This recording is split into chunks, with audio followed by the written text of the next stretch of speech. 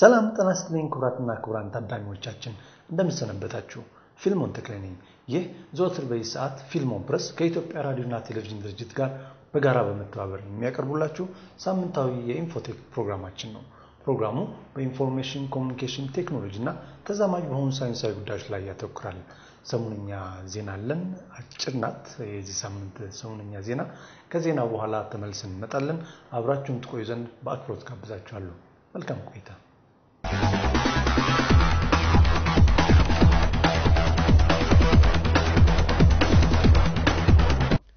ዚኖክስ ግሩፕ የተባለ ኩባንያ በአፍሪካ ትልቁ እንደሚሆን የተነገረለትን የኢንፎርሜሽን ኮሙኒኬሽን ቴክኖሎጂ ምርቶች ብቻ የሚቀርቡበት የገበያ ማዕከል በናይጄሪያ መገንባት መጀመሩ ተነገረ።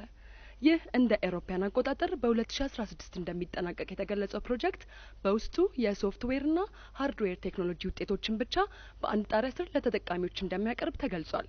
የኩባንያው ሊቀመንበር ሊዮስታር ኤኪያ የገበያ ማዕከሉ ተመርቆ ለሕዝብ ክፍት ሲደረግ ደረጃቸውን የጠበቁ ጥራት ያላቸው አገልግሎቶችና ዓለም አቀፍ አዳዲስ ብራንዶችን ብቻ ለተጠቃሚዎች እንደሚያቀርቡ ተናግረዋል። በተያያዘ ዜና ጋና ለማስገንባት ያቀደችውን ሆፕ ሲቲ የተባለ የበርካታ ቢሊዮን ዶላር የአይሲቲ ከተማ ፕሮጀክቷ ላይ የግንባታ ቦታ ለውጥ ማድረጓ ተሰምቷል። ሆፕ ሲቲ ሊሚትድ የተባለ ፕሮጀክቱን የሚመራ ድርጅት በአክራ ካሶአ መንገድ አካባቢ ከነበረው ቦታ ወደ ፕራምፕራም መዘዋወሩን ገልጿል። የድርጅቱ ሊቀመንበር ሮናልድ ግራምቢሬ አዲሱ የግንባታ ቦታ ከመጀመሪያው እንደሚሰፋና ለ300,000 ሰዎች የስራ ዕድል እንደሚፈጥር አክለው ገልጸዋል። ለዚሁ ፕሮጀክት በመጀመሪያ ደረጃ ተመርጦ የነበረው ቦታም ለተመሳሳይ ሌላ አገልግሎት እንደሚጠቀሙበት አልሚዎቹ ተናግረዋል።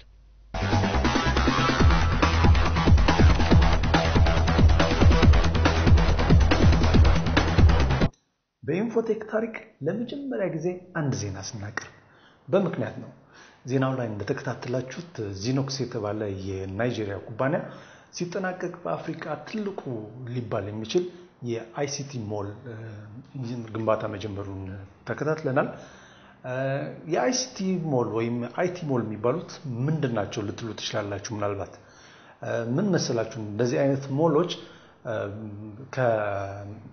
ከመጀመሪያው ደረጃ ጀምሮ ከቤዝመንቱ ጀምሮ ማለት ነው ከአንደኛ ደረጃ፣ ሁለተኛ፣ ሶስተኛ፣ አራተኛ እንግዲህ እስካለው ፎቅ ድረስ በአጠቃላይ ቡቲክ የለ፣ ኮስሞቲክስ የለ፣ ኬክ ቤት የለ፣ ምን የለ በአጠቃላይ ህንጻው በሙሉ የቴክኖሎጂ እቃዎች የሚቀርቡበት ሞል ማለት ነው።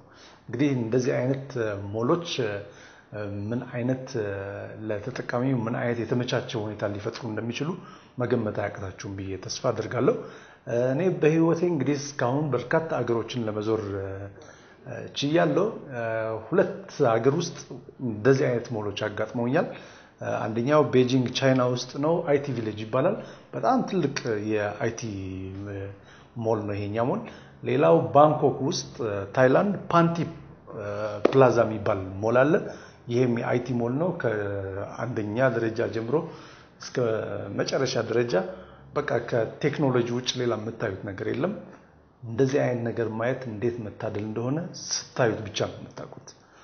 እዚህ ቦታ ላይ ስትገቡ በቃ የቴክኖሎጂ ባህር ውስጥ ገብታችሁ ምትሆኙ ያላችሁ ነው የሚመስላችሁ። በአገራችንም በፒያሳ አካባቢ እንደዚህ አይነት ሞል ገነባለሁ ተብሎ በቅል ላይ የነበረ ከተገነባ በኋላ ግን ስናየው በጠበቅነው መልክ ሳይሆን ሌላ አይነት ሞል ሆኖ የተገኘ አንድ ሞል አለ። እዚህ ላይ አጽንኦት ለመስጠት ይህን ዜና ያቀረብንበት አንዱ ምክንያት ሀብታሞቻችን እንደዚህ አይነት ነገር ላይ በጣም ትኩረት አድርገው እንዲሰሩ እና ባካችሁ የአይቲ ሞል ገንቡልን ለማለት ያህል ነው። ይሄ ከጥቅሙ አንፃር በጣም በርካታ ጥቅሞች ነው የሚኖሩት። እናንተም ትረዱታላችሁ ብዬ አስባለሁ። እዛም ከመዋተት አንድ ቦታ ላይ እንደ ማዕከል ሆኖ ከፈለጋችሁት ከትንሹ እንግዲህ ባትሪ ነው አለ ከባትሪ ጀምሮ እስከፈለጋችሁት አይነት የቴክኖሎጂ ውጤቶች ልታገኙበት የምትችሉት ትልቅ ማዕከል ነው የሚሆነውና እንደዚህ አይነት ነገሮች እንዲገነብሉን ለማሳሰብ ነው። በተያያዘ ዜና እዛው ቅድሙ ዜና ላይ የጋና መንግስትም የትልቅ የአይቲ ከተማ እየገነባ እንደሆነ ሆፕ ሲቲ የሚባል የአይቲ ከተማ እየገነባ እንደሆነ ተገንዝበናል። የኢትዮጵያ መንግስትም እዚህ እንደ ጉዳይ ላይ አልሰነፈም። የኢትዮ አይሲቲ ፓርክ የተባለ እዚህ ቦታው እንግዲህ ከኢትዮጵያ ኢንተርናሽናል ቦሌ ኤርፖርት ጀርባ ነው ተብሏል ቦታው። እዛ ቦታ ላይ በ5 ቢሊዮን ብር ወጪ ትልቅ የአይቲ ፓርክ ያስገነባ ነው የሚገኘው። እዚህ አይቲ ፓርክ እንግዲህ ሲጠናቀቅ አይቲ ፓርኩ ሲጠናቀቅ ለ300,000 ያህል ዜጎች የሥራ ዕድል ይፈጥራል ተብሎ ይታሰባል። በሚቀጥሉት 3 ዓመታት ይጠናቀቃል ተብሎ ነው የሚታሰበው ይሄ ፕሮጀክት። እንግዲህ ፕሮጀክቱ ያው ተጀምሯል ተብሏል። እዚህ ፕሮጀክት ሲጠናቀቅ የተለያዩ የአይቲ ካምፓኒዎች ሄድኳርተራቸውን እዛ አድርገው ዋና ጽሕፈት ቤቶቻቸውን እዛ አድርገው የተለያዩ የምርምር ጥናቶች እና የተለያዩ ዕውቀቶች የሚወጡበት የሚፈልቁበት ምርቶችም የሚመረቱበት ቦታ ነው የሚሆነው እና እንግዲህ መንግስታችንን በዚህ በኩል ላደረገው ተነሳሽነት እናመሰግናለን። ቢሆንም ግን ቶሎ ብላችሁ ጨርሱልን ለማለት ነው። እንግዲህ ሳምንት እንደተከታተላችሁት በመገናኛና ኢንፎርሜሽን ቴክኖሎጂ ሚኒስቴር አዘጋጅነት ለስድስተኛ ጊዜ የተዘጋጀውን የአይሲቲ ኤግዚቢሽንና ባዛር ላይ ተገኝቼ የተለያዩ ፕሮግራሞችን ለእናንተ ለማቅረብ ሞክሬያለሁ። የተለያዩ ተመልካቾች በተለይ ከክፍለ ሀገር ያሉ ተመልካቾቻችን በፕሮግራሙ ደስ እንደተሰኙና ጠቃሚ ነገሮችን እንዳገኙበት በተለያዩ መንገድ ገልጸውልኛል። በጣም ነው የማመሰግነው።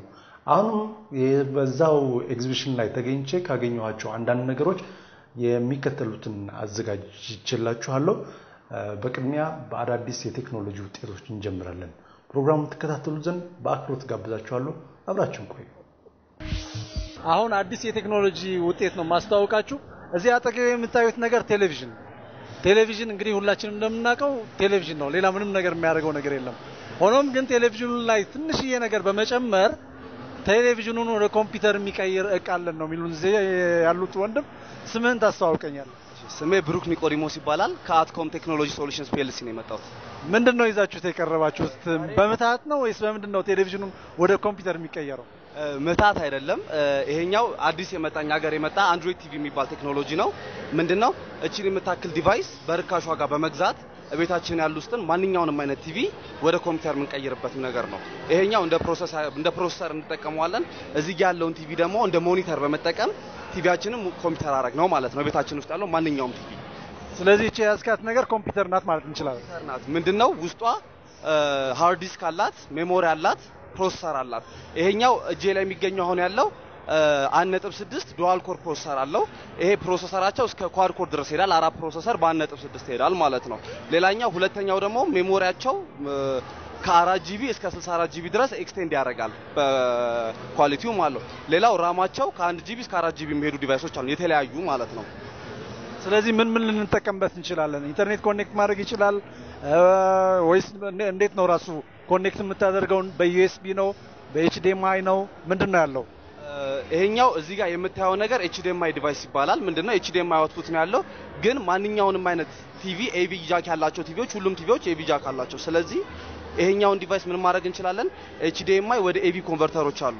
ስለዚህ እነሱን በመጠቀም ቀጥታ ከቲቪያችን ጋር ማገናኘት እንችላለን ማለት ነው። ስለዚህ ይሄ ዲቫይስ የግድ ቲቪ ስማርት ቲቪ ወይንም ኤችዲኤምአይ ኮንትሮል ብቻ የሚቀበል መሆን የለበትም።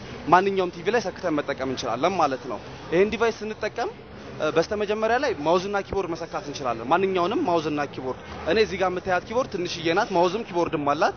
ይሄኛው ለፕሬዘንቴሽን እዚህ ሳሳይ እንዲመቸኝ በሚል ነው የምጠቀመው። ማንኛውም ትልቁም ኪቦርድ ይሁንልኝ ካልክ ትልቁን ኪቦርድ ከዚህ ጋር በማገናኘት መጠቀም ትችላለህ። ማውዝንም ታገናኘዋለህ። ሌላው ተጨማሪ ነገር ምን አለው? ይሄ ነገር ሜሞሪ ካርድ ይቀበላል። የፈለከውን ያህል ሜሞሪ ካርድ መጨመር ትችላለህ። ሃርድ ዲስክ፣ ፍላሽ ዲስክ፣ ኢቪዲዮ ምናምን አገናኝተህ ያሉትን ማንኛውንም አይነት ዩኤስቢ ዲቫይሶች ከዚህ ጋር በዩኤስቢ አዳፕተር በማድረግ ማገናኘት ትችላለህ። ሁሉንም ነገሮች ይሰራል። በተጨማሪ ያለህበት ቦታ ቢሮ ውስጥ ከሆነ ወይንም በቤት ዋይፋይ ካለ ኢቪዲዮና ሲዲኤም መጠቀም አይጠበቅብህም። ስለዚህ ይሄን ነገር ቀጥታ ከዋይርለስ ጋር ኮኔክት አድርገህ መጠቀም ትችላለህ። እዚህ ጋር እንደምታየው የቴሌ ዋይርለስ እዚህ ጋር ኢትዮ ቴሌኮም የሚለው ዋይርለስ ቀጥታ አገናኝተን ከኢንተርኔት ጋር ኮኔክት አድርገናል። ይሄን ነገር ስትጠቀመው በዚህ በማውዝ እንደምታየው እንደ ኖርማል ኮምፒውተር መጠቀም እንችላለን። ወርድ ፕሮሰሲንግ ሁሉም ፉል ካፓቢሊቲ ያለው ፊልሞች ማየት እንችላለን። ማንኛውንም አይነት ነገር ማንኛውም ኮምፒውተር የሚያደርገውን ነገር ፕሬዘንቴሽኖች መስራት፣ መጽሐፍ ማንበብ፣ ፊልም ማየት፣ ጌሞች መጫወት ሁሉንም ነገሮች እዚህ ላይ ይሰራልናል ማለት ነው። ስለዚህ ማንኛውም ኮምፒውተር ሊያደርገው የሚችለው ነገር ሊሰራ ይችላል። ካፓሲቲው ምን ያህል ነው ይሄኛው? ሜሞሪው ከ4 ጂቢ እስከ 64 ጂቢ ድረስ ኢንተርናል አለን። ተጨማሪ ደግሞ እስከ 64 ጂቢ የሆነ ሜሞሪ ካርድ ይቀበላል። እሱ ማይበቃ ከሆነ አንተ ቤት ፍላሽ ዲስክ ይኖርሃል፣ ኤክስተርናል ሃርድ ዲስክ ይኖርሃል። ስለዚህ እነሱን ተጠቅመን ቀጥታ ከዚህ ጋር ማገናኘት ትችላለህ ማለት ነው። ስለዚህ ቀጥታ ከሃርድ ዲስክ ከማንኛውም ዲጂታል ፋይሎችን ወደዚህኛው ቲቪውን ወደ ኮምፒውተር ቀይረን ወይም ቲቪውን እንደ ሞኒተር ተጠቅመን እንጠቀምበት እንችላለን ማለት ነው። አዎ ማንኛውንም ነገር ምንድነው ድሮ ኮምፒውተሮቻችን የሚያደርጉልን ነገሮች ሁሉም ማለት ነው ትልቁን ሲስተም ዩኒት የሚተካ ነገር ነው። አነስ ያለ ኢኮ ፍሬንድሊ ነው። ፓወር በጣም አይወስድም። 12 ቮልት ነው የሚቀበለው። በ12 ቮልት ባትሪ ቻርጀር ቀጥታ ሰክተ ነው መጠቀም የምንችለው ነገር ነው። ስለዚህ ይሄንም ኢንቫይሮንመንታሊም ጥሩ ነው። እንግዲህ ቅድም እንደገለጽክልኝ ኮምፒውተር ነው፣ የራሱ ኪቦርድ አለው። ማንኛውም ሌላ አይነት ኪቦርዶችን መጠቀም እንችላለን። የግድ ብቻ አይደለም። ለገበያ ቀርቧል። ለገበያ አሁን አልቀረበም። ከአንድ ወር በኋላ በተመጣጣኝ ዋጋ ማንም ሰው ቴክኖሎጂውን እንዲያውቀው፣ ምክንያቱም ማንም ሰው ኮምፒውተር ሲገዛ ውድ ብር መውጣት የለበትም። በተጨማሪም በቤታችን ባለው ፋሲሊቲ ተጠቅመን የፈለግነውን አይነት ነገር ቴክኖሎጂ መጠቀም እንችላለን። ያን ለማመቻቸት ስንል ድርጅታችን ሲትሮኒክስ ከሚባል የእንግሊዝ ድርጅት ነው እቃውን የሚያመርተው። ከነሱ ጋር በመተባበር በጣም በርካሽ ዋጋ በማንም ሰው አፎርድ መደረግ የሚችል ዲቫይስ ነው። እንግዲህ ለተመልካቾቻችን እንታሳያቸው እንዴት እንደሚሰራ እድሉን እንሰጣለሁ። አብረን እንከታተል። ቤዚካሊ ይሄ ነገር እንደ ኮምፒውተር ነው የምትጠቀመው ብያለሁ። ስሙ አንድሮይድ ቲቪ ነው። ቅድም እንደነገርኩ ምንድነው የምናደርገው? መጀመሪያ ሲጀመር ዲቫይሱ ይሄኛውን ኢንተርፌስ ነው የሚያመጣልን። ይሄ ሆም ስክሪኑ ነው። እዚህ ጋር ያለንበትን ሎኬሽን አይቶ አዲስ አበባ ነው የሚለው እንደምታዩ ያለውን ቴምፕሬቸር ሁሉንም ነገር ያመጣልናል። ከዛ በመቀጠል የፈለግናቸውን አይነቶች አፕሊኬሽኖች ወይንም ማንኛውንም ነገር ከዚህ ነገር ላይ ዳውንሎድ ማድረግ እንችላለን። ዳውንሎድ ማድረግ ካንቻልን ኢንተርኔት ኮኔክሽን ቤታችን ከሌለ ደግሞ በፍላሽ ከሌላ ቦታ ዳውንሎድ አድርገን እዚህ ቦታ መተን ኢንስቶል እናደርገዋለን ማለት ነው። ዳውንሎድ የምናደርገው ጉግል ፕሌይ ስቶር የሚባል የገበያ ቦታ አለ የጉግል፣ እዛ ላይ በመግባት የፈለግነውን አፕሊኬሽን ዳውንሎድ ማድረግ እንችላለን ማለት ነው። ዳውንሎድ ካደረግናቸው በኋላ እኛ ለዴሞንስትሬሽን ብለን የተወሰነ ዳውንሎድ አድርገን ያስቀመጥናቸው አፕሊኬሽኖች አሉ። ፓወርፖይንት ፕሬዘንቴሽን መስሪያ፣ ኦፊስ ወርዶችና ኤክሴል ዶክመንቶችን መስሪያ፣ እንዲሁም ፒዲኤፍ ሪደሮችን ማንበቢያ አዘጋጅተናል። በተጨማሪም የአማርኛ ካላንደር አማርኛ ኮንቨርት ማድረግ እንደሚችል ኮምፒውተሩ ይሄ አንድሮይድ ቲቪ ያልኩ ነገር አማርኛ መጠቀም እንደምንችል እንዲያሳየን አድርገናል። እዚህ ጋር ነሐሴ የዚህ ወር የሰኔ ወር 2005 ሁሉንም ነገር ዲቴል በአማርኛ ካላንደሩን ማየት ትችላለህ። ይሄ ምንድነው የሚያሳየን? ይሄ ኮምፒውተር አማርኛ ቋንቋውን ቀየረ በአማርኛ መጠቀም እንደምትችል ነው የሚያሳየን። ሌላው በተጨማሪ ማንኛውንም ኦፊስ ፕሮዳክቶች እዚህ ላይ ዳውንሎድ አድርገን በመጠቀም ወርዶችን መስራት እንችላለን። ቅድም ይሄ ሴቭ ያደረኩት ነገር ነው። እንደገና እንደፈለክ አድርገህ የፈለከውን ዳታ ጽፈ ሴቭ ማድረግ ትችላለህ ማለት ነው። ወደ ፍላሽ መላክ ትችላለህ። ፍላሽ ላይ ሴቭ ማድረግ ትችላለህ። ከፈለከም እዚሁ ሜሞሪ ላይ ሴቭ ማድረግ ትችላለህ። አሁን እዚህ ጋር የገጠምኩት ኳድ ኮር 4 ፕሮሰሰር አለው 1.6 ጊጋሄርዝ በ2 ጂቢ ራም እና በ8 ጂቢ ሜሞሪ ነው እዚህ ላይ የገጠምኩት ዲቫይስ። ይሄኛው ዲቫይስ እንዴት እንደሚሰራና ሲነሳም ሲጠፋም ያለውን ነገር ባሳይ ደስ ይለኛል። ሁሉንም አጥፍተን ሆም ስክሪኑ ድረስ ላሳየን። አሁን የማሳይ ነገር ይሄን ዲቫይስ ከማንኛውም ቲቪ ጋር ማንኛውም ቲቪ ስንል HDMI መቀበል የለበትም ቲቪው። አሁን ዲቫይሱ የሚቀበለው በመጀመሪያ ላይ HDMI ነው ሲመጣ። ስለዚህ HDMI ቀጥታ ወደ AV ኮንቨርተሮች አሉ። ወደ ሶስቱ ነጭ፣ ቢጫና ቀይ የሚቀየሩት አሉ። እነሱን በመጠቀም ቀጥታ እዚህ ላይ መሰካት ይችላል ማለት ነው። ማንኛውም ቲቪ ይሆናል። ይሄኛው ቲቪ እኔ ቲቪ ላይ ግን አሁን ያስኩት ቲቪ ላይ ግን HDMI ኢንፑት ፖርት ስላለው እሱን በመጠቀም ቀጥታ ሰካዋለሁ ዲቫይሴን እዛ ላይ ቀጥታ ሰካዋለሁ። ከዛ ከሱ በመቀጠል የማውዝ እና የኪቦርዴን የኔ አሁን ያስኩት ማውዝ እና ኪቦርድ 2 in 1 ነው። ማውዝም ኪቦርድም አለው። የዚህ ዋየርለስ ትራንስሚተር አለች። እሷን ቀጥታ የዋየርለስ ቦታው ላይ ሰካታለሁ። ከዛ በመቀጠል ምንድነው ማረጋው እዚህ ጋር የዲሲ በሚለው ፖርት ላይ የአዳፕተር አለ። ማንኛውም አዳፕተር የሚል አለ። ማንኛውም 12 ቮልት አዳፕተር ነው። ይሄኛውን ቀጥታ ከዚህ ጋር በማገናኘት ሶኬት ላይ ሰካዋለሁ። ይሄ ምን ይሰጠኛል? ዲቫይሴ በራሽ ማለት ነው። ይሄ ሲበራ በዚህ በኩል ሰማያዊ ላይ ታሳየናለች መብራት ሲጀምር ማለት ነው። ይሄ በራ ማለት በኮምፒውተራችን ፊት ስክሪን ላይ ሲትሮኒክስ የሚል ሆም ስክሪን ያመጣልናል። ከዛ በኋላ እንደ ማንኛውም ቅድም ባሳየሁት መሰረት መጠቀም እንችላለን ማለት ነው። አሁን ደግሞ ትንሽ ዘና ትሉ ዘንድ አንድ ጣፋጭ ሙዚቃ ልጋብዛችሁ። አቀንቃኟ ካዛሳንድራ ስቲም ትባላለች። ጀርመን አሜሪካዊ ናት። በጀርመን ሀገር በጣም የታወቀች ድምፃዊና በትልልቅ አኒሜሽን ፊልሞች ላይ በድምጿ የምትተውን ተዋናይም ጭምር ናት።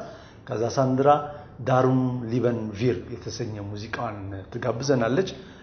በሙዚቃው እንግዲህ ያው አንዱ የህይወት ገጽታን እንቃኝበታለን። በጣም ጣፋጭ ሙዚቃ ነው። በሙዚቃው ዘና እንድትሉ በአክብሮት ጋብዛችኋለሁ። መልካም ቆይታ። በሙዚቃው ዘና እንዳላችሁ ተስፋ አደርጋለሁ። ዘግይታችሁ ቴሌቪዥናችሁን የከፈታችሁ ካላችሁ የምትከታተሉት ሳምንታዊ የኢንፎቴክ ፕሮግራም ነው። ፊልሞን ተክለ ነኝ። ባክቴሪያዎች፣ ጀርሞች፣ ቫይረሶች የጤናችን ሁኔታ እንደሚያውኩት ሁሉ የተለያዩ የኮምፒውተር ቫይረሶችም የኮምፒውተራችንን ስርዓት በማፋለስ የጤነኛ አካሄዱን ያፋልሱታል። እነዚህ አይነት የኮምፒውተር ቫይረሶችን ለመከላከል ደግሞ የተለያዩ ጸረ ቫይረስ ሶፍትዌሮች እንደሚመረቱ ታውቃላችሁ ብዬ ተስፋ አደርጋለሁ። ብዙዎቻችሁ እንግዲህ ከኖርተን፣ አቪራ፣ ማካፊ፣ ካስፐርስኪ እንዲሁም ኤቪጂ እና የመሳሰሉት ጋር ትውውቅ ይኖራችኋል ብዬ አስባለሁ። በዚህ በስድስተኛው የአይሲቲ ኤግዚቢሽን ላይ አንድ ኢትዮጵያዊ ጸረ ቫይረስ ሶፍትዌር ያመረተ ኩባንያ ጋር ተገናኝተን ነበር። ከነሱ ጋር የነበረን ቆይታ የሚከተለው ይመስላል። ተከታተሉ ዘንድ በአክብሮት ጋብዛችኋለሁ። ጤና ይስጥልኝ ወንድሜ። ጤና ይስጥልኝ። ማልበስ ብሩክ እባላለሁ። ምንድነው ይዛችሁት የቀረባችሁ? እኛ ይዘን የቀረብነው በዚህ ኤግዚቢሽን ላይ በኢትዮጵያውያን የተሰራ በእኛው የተሰራ አንቲቫይረስንና ሌሎች ሶፍትዌሮችን ይዘን የቀረብነው። እንግዲህ በተለምዶ የምናውቃቸው አንቲቫይረሶች አሉ ከውጭ እኛ ሀገር የሚመጡት። ከነሱ ምን የተለየ ነገር አለው ብለህ ነው የምታስበው? ኦኬ፣ አንቲቫይረሳችን እንደ ማንኛውም የአንቲቫይረስ ሶፍትዌር ወይም አፕሊኬሽን ፕሮቴክሽን፣ ሲስተም ፕሮቴክሽን እና ዳታ ፕሮቴክሽን ነው የሚሰጠው። ከዚህ በተሻለ ደግሞ የሚሰጣቸው ሁለት ነገሮች አሉ። እንደሚታወቀው ቫይረሶች በሁለት ይከፈላሉ። ሪጂናል እና ግሎባል ቫይረሶች አሉ። ይሄ ማለት በዚህ አካባቢ የሚሰሩ ቫይረሶች አሉ፣ ሚድል ኢስትን ጨምሮ ኢስት አፍሪካን ማለት ነው። ሶ እነዚህን ቫይረሶች ማግኘት በቀላሉ እንችላለን። ላብራቶሪ እዚሁ አለ። ዩዘሮቻችን ኢንፌክትድ ሲሆኑ ቫይረሱ አት ዘ ሴም ታይም ቫይረስ ሶርሶቻችን ጋር ይደርሳል። ስለዚህ የነዛን አፕዴት ወደ አፕዴት ሰርቨራችን በመላክ የተሻለ ፕሮቴክሽን መስጠት እንችላለን። አንደኛው ይሄ ነው። ሁለተኛው አንቲቫይረሱ የሚሰራበት ሜካኒዝም ኢሚኒቲ ዴቨሎፕ ያደርጋል በራሱ። አዲስ ኢንፌክሽን ወደ ሲስተሙ ሲመጣ ከነበረው ሲስተም ጋር በማወዳደር ቼክ ያደርግና ኢሚኒቲ ለራሱ ዴቨሎፕ አድርጎ አዲሱን ኢንፌክሽን አሳን ቫይረስ ይዘዋል። ሶ ሲስተሙን ስቴብላይዝ ያደርጋል። በእነዚህ ሁለቱ ሰርቪሶች ወይም ፕሮቴክሽኖች ከሌሎቹ አንቲቫይረሶች በጣም የበለጠ አንድ ፕሮቴክሽን ይሰጣል ብዬ አምናለሁ። አካባቢያዊ እነዚህ ሪጂናል ቫይረሶች የምንላቸው ኢትዮጵያ ላይ እንግዲህ ላብራቶሪ ያለን ብላችኋል። ምን አይነት ቫይረሶች ነው ብዙ ጊዜ እዚህ አካባቢ ተጠቃሚዎችን የሚያጠቁት? ብዙ ጊዜ እዚህ አካባቢ የሚያጠቁት ቫይረሶች ትሮጃን ታይፖች ናቸው። ትሮጃን የሚባሉ ናቸው። ለምሳሌ ስማቸውን መጥቀስ እንችላለን። ቴዲ አፍሮ የሚባል አለ። አሁን ከረንትሊ ደግሞ በእያንዳንዱ ፍላሽ ውስጥ ሾርትከት የሚፈጥርና ሃይድ የሚያደርግ ቫይረስ አለ። ይሄ ሪጂናሊ ሶርሱ እዚሁ ነው። ሲምፕል ኮድ ስለሆነ እዚሁ አካባቢ ነው የሚፈጠረው። ምንድነው የሚሰራው? ኮምፒውተራችን ውስጥ በመግባት ሚሞሪውን በማጣበብ ኮምፒውተራችን ፐርፎርማንሱን ዝቅ ያደርጋል። ስለዚህ እነዚህን ቫይረሶች ወደ ላብራቶሪያችን በማምጣት ኢሚኒቲ ማነው ፕሮቴክሽናቸውን ዴቨሎፕ እናደርግና ወደ አፕዴት ሰርቨራችን ዴይሊ እንልካለን። ስለዚህ የተሻለ ሰርቪስ አለን ብለን ነው ምናምነው። በየዕለቱ ምን አይነት ቫይረሶች እንደሚያጋጥሙ እንግዲህ ይነግረናል። ምን ያህል የተደራጀ ላብራቶሪ ነው ያላችሁ እናንተ? ኦኬ፣ አሁን ባለን ሁኔታ ላይ ላብራቶሪዎቻችን እንዴት ነው የሚሰሩት? በተለያዩ ሶፍትዌሮች ከቫይረስ ሶርሶቻችን ወይም ደግሞ አሁን እንደ ቫይረስ ሶርስ የምንጠቀምባቸው የኢንተርኔት ካፌ እንደዚህ ትላልቅ የኮኔክሽን ሰርቪስ ያላቸው ከዩኤስቢ ጋር ከኢንተርኔት ጋር ኮኔክሽን ያላቸውን ኤሪያዎች ቀጥታ የቫይረሱን ቴፍት ወይም ትሪት ቀጥታ ወደኛ አፕሎድ የሚያደርግ ሰርቪስ አለ። ሶ ከሱ ላይ ተቀበለ ላብራቶሪያችን ውስጥ ስክሪፕቱን ከፍተን በማየት ምንድነው ሚሽኑ የሚሰራው ይሄ ቫይረስ የቱ ጋር ነው ሰርቪስ የሚያስቆመው የሚለውን በማየት ለዛ የሚሆን ኢሚኒቲ ኢንጀክሽን ዴቨሎፕ አድርገን ቀጥታ ወደኛ አፕዴት ሰርቨር እንልከዋለን። ኦንላይን ኮኔክሽን ያላቸውን ኮምፒውተሮች ይሄ የኛ አንቲቫይረስ የተጫነበትን ሲያገኝ ኦንላይን አፕዴት አውቶማቲካሊ አፕዴት ያደርጋል። ዘን አንዳንድ ኮምፒውተሮች ግን ኦፍላይን ከሆኑ ለምሳሌ ቤት ውስጥ ያሉ ኮምፒውተሮች ሞስት ኦፍ ዘ ታይም ኦፍላይን ናቸው። ስለዚህ ከኦንላይን ላይ ዳውንሎድ በማድረግ አፕዴቱን እንደ ፋይል ፕለግ በማድረግ ፕሮቴክት መሆን ይችላሉ። አንዳንድ ጊዜ ፕሮግራመሮች እንደዚህ ከኮምፒውተር ጋር ግንኙነት ያላቸው ሰዎች ይታማሉ። ቫይረስ ራሳቸው ይሰሩና ይፈጥሩና ያሰራጩና ከዛ በኋላ አንቲቫይረሱን ደግሞ ራሳቸውን የመስራት ባህል ያላቸው ተብሎ ይታማሉ። ይሄን ታውቃለህ ብዬ ተስፋ አደርጋለሁ። ለዚህ ምንድነው የምትለው ነገር? አዎ ይሄ ይባላል። ያው በማማት ደረጃ በሀሜት ደረጃ ይባላል። አሁን እኛ ጀማሪ እንደሆነን እንደመሆናችን መጠን ቫይረስ አናመርትም። አንድ ሁለተኛ የተነሳንበት አላማ ምንድነው? ሪጂናል የሆኑ እንደምታውቀው ቫይረስ ኢንፌክሽን ካደረሰ በኋላ ነው አንቲቫይረስ ወይም አፕዴቱ የሚደርሰው በእኛ ሀገር። ለምን? አምራቾቹ ሩቅ ስለሆኑ። ይሄንን ቢዝነስ እንደ ቢዝነስ አልያዝ ነው እኛ።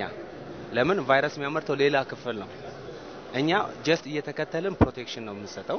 አንድ ሁለተኛ አላማችን ወደ ውጪ የሚወጡ ዩኤስዲዎች ወይም የውጪ ምንዛሬዎች አሉ፣ እነሱን ፕሮቴክት ማድረግ ነው።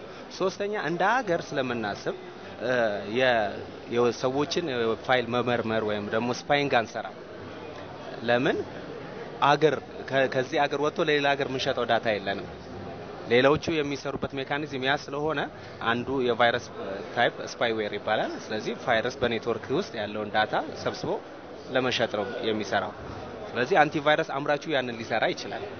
እኛ ግን ለማንም የምንሸጠው መረጃ አይኖረንም። ጀስት ፕሮቴክሽን ብቻ ነው፣ የፕሮቴክሽን ሰርቪስ ብቻ ነው የምንሰጠው። እንግዲህ ሁላችንም እንደምናውቀው አንቲቫይረሶች በጣም ውድ ናቸው። አብዛኛዎቻችን እዚህ ሶስተኛ ዓለም ሀገር ውስጥ የምንኖር ሰዎች እንደምታውቀው ውድ ስለሆኑ ያው ነፃዎችን ነው ኤቪጂ የሚሸጠው ያለው ነፃ አለው፣ አቪራ የሚሸጠው ያለው ነፃ አለው። ሌሎችም እንደዚህ ናቸው አብዛኛዎቹ እና ከዋጋ አንፃር የውጭዎቹ በጣም ውድ ናቸው። ያ ውጭ ምንዛሪ ከማዳን አንፃርም እናንተ የምትጫወቱት ሚና ይኖራል ብዬ ተስፋ አደርጋለሁ። ዋጋችሁ እንዴት ነው? ለማህበረሰቡ ተመጣጣኝ ነው? ኦኬ አሁን በዋጋ ስንነጋገር አሁን ለዚህ ኤግዚቢሽን ያቀረብነው ዋጋም ይሁን ለሌሎች ፕሮዳክት ያቀረብናቸው ዋጋዎች የታችኛውን የህብረተሰብ ክፍል ወይም ደግሞ ፐርሰናል ዩዘርን ያማከለ አይደለም። ፐርሰናል ዩዘርን ያማከለ አይደለም ማለት ለምሳሌ አሁን በዚህ ኤግዚቢሽን ላይ በአንድ አመት ላይሰንስ አንቲቫይረሱን ልንሸጥ ያሰብነው ወይም እየተሸጠ ያለው 400 ብር ነው። በ400 ብር አንድ ዩዘር እንደማይገዛን እናውቃለን። ታርጌት ያደረግነው ኦርጋናይዜሽን ነው። ይሄንን ስንል ምን ማለት ነው? ዩዘሮቻችንን ፐርሰናል ዩዘሮች ፍሪ ቨርሽን እንደለመዱ እናውቃለን። አንድ ሁለተኛ ላይሰንስ በመግዛት መጠቀም የሚችለው የመንግስት ወይም ኦርጋናይዜሽኖች ናቸው። ግለሰብ ላይሰንስ በመግዛት እስካሁን ድረስ እየተጠቀመ አይደለም። ስለዚህ አሁን ያለን የሶሳይቲ ነፃ ነው የለመደው። ነፃ ምን ብቻ ሳይሆን ላይሰንስ የሚባል እንትን ሳይኮሎጂ የለውም፣ ስነ ልቦና የለውም። ያንን እዛ ጋር መስበር ስለማንችል ቀጥታ ላይሰንስ የሚባልን ነገር ማስተዋወቅ የምንችለው ከኦርጋናይዜሽን ጋር ነው የሚል ነው አቅጣጫ፣ የቢዝነስ አቅጣጫ፣ የማርኬቲንግ አቅጣጫ ያዝ ነው። ሌላው በዚህ ዓለም ላይ እንደምታውቀው ነፃ ብሎ ነገር የለም። እነዚህ ነፃ ሰርቪሶች ሌላ የሚሰሩት ተጨማሪ ስራ አላቸው። ስለዚህ እኛ ያንን መስራት ስለማንፈልግ ወይም ደግሞ አላማችን ስላልሆነ አሁን በመታየው ሶፍትዌሮች ላይ የ15 ቀን ነፃ ብቻ ነው ያደረገው። በ15 ቀን ውስጥ ማንኛውም ሰው ወር ኦርጋናይዜሽን ይሞክራል፣ ከተስማማው ወደ ላይሰንስ ግዢ ይሄዳል ማለት ነው። ስለዚህ እኛ ያንን ነገር ከጀርባ ሌላ ነገር አለ ብለን ስለምናምን ነፃ የሚለውን ነገር ለህዝባችን ለማስተማር አልፈለግንም። ምን አይነት ከጀርባ ነገሮች አሉ ብለን የምታስበው? ብዙ ጊዜ እንግዲህ እኔ እስከማውቀው ድረስ ነፃ አንቲቫይረሶች ይመጣሉ፣ በማስታወቂያ ሊደጎሙ ይችላሉ ወይ እናንተ አሰራራችሁን በተለይ እንደዚህ ኢንተርኔት ካፌዎች ምናምን አይነት ቦታ ላይ ቀጥታ ከኢንተርኔት ጋር ኮኔክሽን ስለሚኖራቸው ፕሮዳክቱን ለማህበረሰቡ በነፃ ሰጣችሁ፣ ግን የፕሮዳክቱ ተጠቃሚ የሆነ ማህበረሰብ ከማስታወቂያ እናንተ በመታደርጉት የማስታወቂያ ድጎማ ማግኘት የሚችልበትን አሰራር ማምጣት አትችሉም? እንችላለን። አሁን በተለይ አሁን ለምሳሌ ይሄንን ስልህ ከነበሩት አሁን ካመረትናቸው ፕሮዳክቶች አንድ በነፃ ይለቀቅ ነው አለ ስቲል ምንም የማይሸጥ ማለት ነው። ፒስ ሜከር የሚባል ምን የሚባል ፒስ ሜከር ምንድነው የሚያደርገው በዊንዶውስ ኤክስፒ ጊዜ እዚህ ኖቲፊኬሽን ኤሪያ ላይ የፓወር ግዝ የምትቀይርበትን ሌሎችን ከሰዓት ውጪ ሌሎችን ኖቲፊኬሽን ኤሪያ ላይ ያሉትን የሚደብቅ ቫይረስ ነበር። ያንን ክሊን አድርጎ ወደ ኖርማል ስቴት የሚመልስልን ነው። ለዩዘሮቻችን ያንን በነፃ ላይ ለቀቅ ነው። አንድ የት ማግኘት ይችላሉ? እሱን ዌብሳይታችን ላይ ማግኘት ይቻላል። ልትጠቁማቸው ትችላለህ? ያ ዌብሳይታችን www.fkgdigitaltechnology.com የሚባል ዌብሳይት ነው። እሱ ላይ እነዚህ አራቱ ምርቶችና ከዚህ በፊት የሰራናቸው ፒስሜከርንም ጨምሮ እዛ ላይ ያሉ የ15 ቀን ትራያል አላቸው። እነዚህኛዎቹ ፒስሜከር ግን ነፃ ነው። እሱ መሞከር ይችላሉ ዊንዶውስ ኤክስፒ ተጠቃሚዎች። ቅድም ወደ አቋረጥኩ ሐሳብ መሄድ እንችላለን? እሺ ማህበረሰባችንን ፍሪ ቨርሽን ማስተማር አልፈለግንም። ለምን የፍሪ ቨርሽን የሚሰሩትን ሶፍትዌሮች ወይም አንቲቫይረሶች ስናያቸው ሁለት ስራ አላቸው በውስጣቸው። ለምን ኢንጀክሽን አላቸው ውስጣቸው የሚሰሩት ሁለት ፈንክሽናል። አንደኛው ስፓይንግ ይሰራሉ። ይሄ የታወቀ ነው። ትረስት ዴቨሎፕ አያደርግም። አንድ ሰው በገንዘብ የገዛውንና በነፃ ያገኘውን ትረስት እኩል አያገኝም። ሁለተኛ ምን አላቸው ከዛ ማሽን ላይ በነፃ ስለሆነ የተጫኑት አዲስ ትሬቶችን ሲያገኝ ወደ ሰርቨሩ የመላክ ሰርቪስ ነው የሚሰጠው። ስለዚህ ለኮሜርሻሉ በኮሜርሻል ለሚሸጠው ቨርሽን ነው ዴፊኒሽን እየላከ ያለው እንጂ ዩዘሩን ፕሮቴክት እያደረገ አይደለም። ስለዚህ እግረ መንገድ የራሳቸውን ስራ እየሰሩ ነው ማለት ነው። አዎ የራሳቸውን ስራ ነው የሚሰሩት። የተወሰነ ገና ኢንስቶል እንዳደረገ የተወሰነ ሰርቪሶችን ሊሰጥ ይችላል። እነዛ ሰርቪሶች ደግሞ በጊዜ ለምሳሌ 3 ወር ካለ ወይ 1 አመት ካለ በዛ ጊዜ ውስጥ ያቆማል። ስለዚህ አንቲቫይረሱ እያለ ኢንፌክተር ትሆናለህ። ለተመልካቾቻችን ከቫይረሶች ራሳቸውን እንዲጠብቁ ምን አይነት ምክሮችን ትሰጣቸዋለህ? ኦኬ ማንኛውም የኮምፒውተር ዩዘር ቫይረሶች አሁን ናው ዴይስ ትራንስሚሽን ሬታቸው ይለያያል ከጊዜ ወደ ጊዜ። አሁን ትራንስሚሽን ሬት በጣም ከፍተኛ ያለው በዩኤስቢ ነው፣ በፍላሽ በሙቨብል ሚዲያዎች ነው። ስለዚህ ዩዘሮቻችን ሙቨብል ሚዲያዎችን ሲከፍቱ ከቻላቸው የኛ ፕሮዳክት አለ ያንን ብቻ ሰርቪስ የሚሰጥ ካልሆነ ደግሞ ፍላሽን ሲከፍቱ በኤክስፕሎረር እንዲከፍቱ። ለምን አውቶረን የሚባል ስክሪፕት የሚጻፍበት ሎኬሽን አለ። እዛ ውስጥ ላውንች ቀጥሎ ቫይረሱን ላውንች የሚያስነሳ ስክሪፕት ነው ያለው። ስለዚህ እነሱ ፍላሻቸውን ሲከፍቱ ኢሚዲየትሊ ቫይረሱ ይገባል። ስለዚህ እንደዛ ከማድረጋቸው በፊት መጀመሪያ ፍላሽ መዋዋስ የሚለው ነገር ያው እሱ ትንሽ ማለት አለበት። ሁለተኛ ደግሞ ከቻሉ ዩኤስቢ ዲፌንደር መጠቀም ይችላሉ። የኛ ፕሮዳክት ነው። ካልሆነ ደግሞ ማንኛውንም ፍላሽ ሲከፍቱ ከ80% በላይ ቫይረስ ትራንስሚሽን በዛ ስለሆነ በኤክስፕሎረር ቢከፍቱ ራይት ክሊክ አድርገው ኤክስፕሎረር በሚለው ቢከፍቱ እንደ ፋይል ነው፣ ቫይረሱም እንደ ፋይል ነው የሚታየው። ላውንች የሚያደርገው የሚያስነሳው ነገር አይኖርም። ሌሎች ፋይሎችም እንደ ፋይል ነው የሚቀመጡት። በጣም አመሰግናለሁ። ኦኬ እኔም በጣም አመሰግናለሁ። ከሰራናቸው ፕሮዳክቶች ውስጥ የተወሰነውን ለሶሳይቲው ማስተዋወቅ እንፈልጋለን አጋጣሚውን ከፈቀድክልኝ። ዩኤስቢ ዲፌንደር የሚባል አለ። የሚሰራው ስራ ምንድነው? በዩኤስቢ በኩል የሚገቡ ቫይረስ ትራንስሚሽኖችን ለይቶ ያሳያል። ዩዘር ፋይል ሊኖር ይችላል፣ ፐርሰናል ፋይሎችን አይነካቸውም። ኤክስኪዩተብል ወይም ሊጫኑ ወይም ሊነሱ የሚችሉትን ግን ሎክ አድርጎ ያሳያል። ለምሳሌ አንተ ፍላሽ ውስጥ ሶፍትዌር ሊኖር ይችላል። ይሄ ሶፍትዌር ሎክ አድርጎ ነው የሚያሳየው። ስታምነውና እርግጠኛ ያንተ መሆኑን ስታውቀው ብቻ አንሎክ አድርገህ ኢንስቶል ማድረግ ወይም መጠቀም ትችላለህ ማለት ነው። ከዚህ ውጪ አውቶረን ሊንክ የሚባሉ አይነት አሉ። እነሱን አውቶማቲካሊ ክሊን ያደርጋል። ሌላኛው ደግሞ ሰላም ዶክመንት ሴኩሪቲ የሚባል አለ። ከያንዳንዱ ኮምፒውተር ላይ አይዘር ኦፊስ ኦር ፕሮፌሽናል ሶፍትዌሮች ላይ እየተከተለ ባካፕ ይወስዳል። ሴቭ ስትል ሙቭ ስታረግ ኮፒ ስታረግና ዲሌት ስታረግ ባካፕ ይዛል። ሶ ኦሪጂናል ያንተ ፋይል ቢጠፋ ሰላም ውስጥ ባካፕ አለ። ያ ባካፕ ሎኬሽን ፎርማት አይደረግም፣ ዲሌት አይሆንም ባካፑ። ኢቭን ከሰላም ሶፍትዌር ውጪ አይከፈትም። ኢቭን አንተ አንድ ፋይል ባካፕ ሪስቶር ለማድረግ ሰላም ሶፍትዌር ስትገባ ካንተ እኩል ቫይረስ ቢገባ ባካፕ ያረጋት ፋይል በዛው ተመሳሳይ ፋይል ታይፕ አይደለም የምትቀመጠው። ስለዚህ አያገኛትም ማለት ነው። ሰላም ሶፍትዌርን በመጠቀም ደግሞ ዳታዎችን ፕሮቴክት ማድረግ ይችላል። ስማርት ፍሪዝ የሚባል አለ። ይሄ የሚሰራው ምንድነው? አዲስ ኢንስታሌሽን ወደ ኮምፒውተርህ ሲገባ ወደ ሲስተም ሲገባ ይቆጣጠራል። ማኑዋሊ የምታስነሳውን ፐርሚሽን ይሰጣል። አውቶማቲካሊ የሚነሳውን ደግሞ አክሽን ይወስድበታል። ስለዚህ ከአንቲቫይረሱ ውጪ እነዚህ ያሉ አንቲቫይረሱ ኖ ሞር ቫይረስ አንቲቫይረስ ይባላል። ለኦንላይን አፕዴት አለው፣ ላይሰንስ አለው። ይሄንን በመግዛት ደግሞ ፉሊ ፕሮቴክት መሆን ይችላሉ ደንበኞቻችን። በጣም እናመሰግናለን። እንዲህ ያን እዚህ ደርሰናል። የመጨረሻው ሰዓት እንግዲህ ሁላችሁም እንደምታውቁት እኛ ጥያቄ ጠይቀን እናንተ በኤስኤምኤስ መልስ እየመለሳችሁ ተሳትፎ የምታደርጉበት የጥያቄና መልስ ዝግጅታችን ነው። ያለፈው ሳምንት ጥያቄ ላስታውሳችሁና ከዛ በኋላ ወደዚህ ሳምንት ጥያቄ እንሄዳለን። ያለፈው ሳምንት ጥያቄ የመገናኛና ኢንፎርሜሽን ቴክኖሎጂ ሚኒስቴር ያዘጋጀው የአይሲቲ ኤግዚቢሽንና ባዛር ለስንተኛ ጊዜ የተዘጋጀ ነበር የሚል ነበር። ኤን ለስድስተኛ ጊዜ ያላችሁ ሁላችሁም አሸናፊዎች ናችሁ። ለኛ ግን ተሸላሚ ቁጥር 09 14 06 10 ብሎ የሚጀምር ቁጥር ነው። እንግዲህ የዚህ ሳምንት ጥያቄ የሚከተለው ይሆናል። የዚህ ሳምንት ጥያቄ ጋና ልታስገነባው ያቀደችው የአይሲቲ ከተማ ምን ተብሎ ይጠራል? ጋና ልታስገነባው ያቀደችው የአይሲቲ ከተማ ምን ተብሎ ይጠራል? ኤ ፓንቲ ሞል፣ ቢ ሆፕ ሲቲ፣ ሲ ኢትዮ አይሲቲ ፓርክ።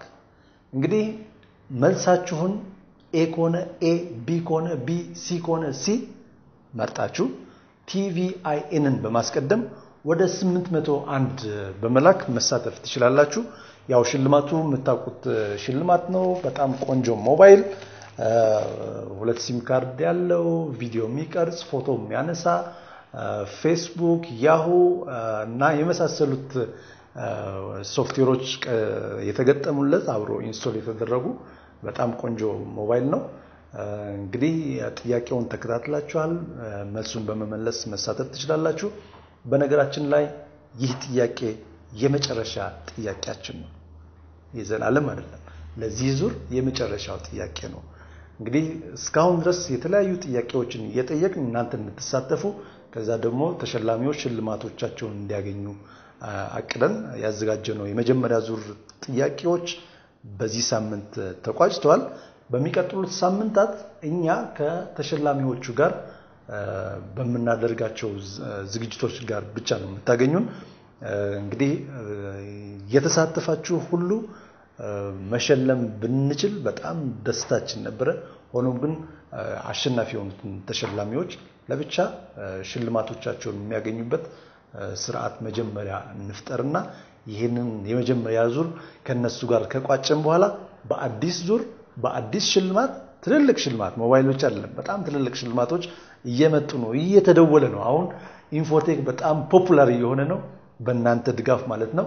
አሁን ሁሉም ሰው በቃ ፍላጎቱን እያሳየን ነው። በጣም እናመሰግናለን። ስለዚህ ትልልቅ ሽልማቶች ይኖራሉ። ተመሳሳይ የጥያቄና መልስ ዙሮችም ይሄኛውን ዙር ካገባደን ተሸላሚዎቹን ከሸለም እናንተም ተሸላሚዎቹ ሲሸለሙ ካያችሁ በኋላ አዲስ ዙር አዲስ ጥያቄና መልስ ይዘንላችሁ እንቀርባለን። እንግዲህ የነበረን የዚህ ሳምንት ዝግጅት የተከታተላችሁት ይመስል ነበር። ሳምንት ከተለያዩ ዝግጅቶች ጋር እንጠብቃችኋለን። እስከ ሳምንት ቸር ሰንብቱ።